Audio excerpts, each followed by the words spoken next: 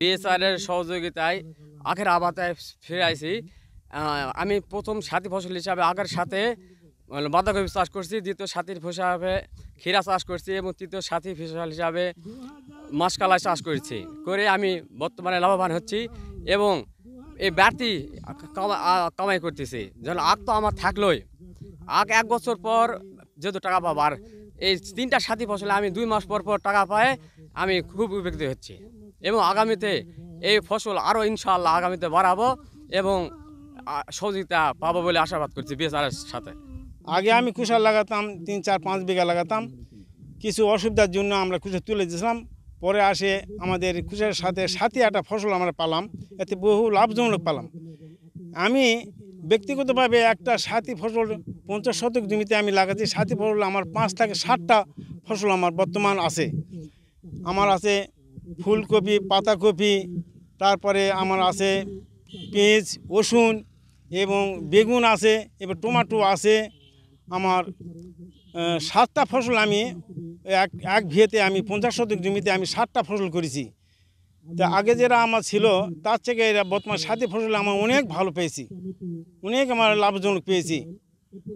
এখন হয়তো বাজার কম, কিন্তু আগে তো আমাদের খুব গততে আমরা বহু টাকা পেয়েছি। আমি ক্ষীরা করতাম, তারপরে শসা করতাম, এতে আমরা বহু টাকা আমি লাভজনক আমি পেয়েছি।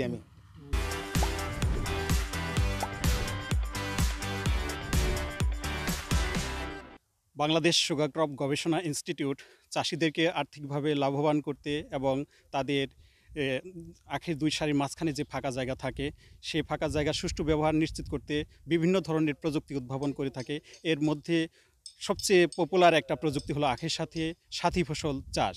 এই প্রযুক্তিটিকে জনপ্রিয় করতে এবং চাষিদের মাঝে সম্প্রসারণ করতে বিএসআরআই একটি প্রকল্প আছে। এই প্রকল্পের মাধ্যমে জয়পুরহাট এলাকায় 80 জন চাষিকে আখের সাথে বিভিন্ন ধরনের ডাল, মশলা, সবজি জাতীয় ফসল চাষের প্রদর্শনী দেওয়া হয়েছে। চাষিরা প্রথম সাথী ফসল হিসেবে আলু, পেঁয়াজ, রসুন, মটরশুঁটি এ ধরনের ফসল চাষ করেছেন। এরপর দ্বিতীয় সাথী ফসল হিসেবে মুগ ডাল চাষ করবেন। তাছাড়া দ্বিতীয় সাথী ফসল হিসেবে আরও ঢেঁড়স চাষ করা যায়, মরিচ চাষ করা যায়। এরপর তৃতীয় সাথী ফসল হিসেবে মুগ ডাল, হলুদ এ সমস্ত ফসল চাষ করা যায়। এই সাথী ফসল প্রযুক্তিটি আরও জনপ্রিয় করার জন্য এবং সম্প্রসারণের জন্য আমরা বিভিন্ন ধরনের মাঠ দিবসের আয়োজন করে থাকি, বিভিন্ন ধরনের চাষি প্রশিক্ষণের আয়োজন করে থাকি। এই প্রদর্শনীগুলোতে আমরা চাষিদেরকে সার, বীজ, কীটনাশক, সেচ এবং সকল ধরনের কারিগরি সহযোগিতা প্রদান করে থাকি। আমরা জয়পুরহাটে একটি কৃষকের জমিতে দাঁড়িয়ে আছি, যেখানে দেখা যাচ্ছে যে আখের সাথে সাথী ফসল হিসেবে পেঁয়াজ করা হয়েছে। আসলে আমাদের একটি প্রকল্পের মাধ্যমে বাংলাদেশ সুগার ক্রপ গবেষণা ইনস্টিটিউট কর্তৃক একটি প্রকল্প চালু, যেটি এই বছরই শেষ হয়ে যাচ্ছে। এটি 4র্থ বছর আখের সাথে সাথী ফসল হিসেবে ডাল, মশলা ও সবজি জাতীয় ফসল উৎপাদন প্রকল্প।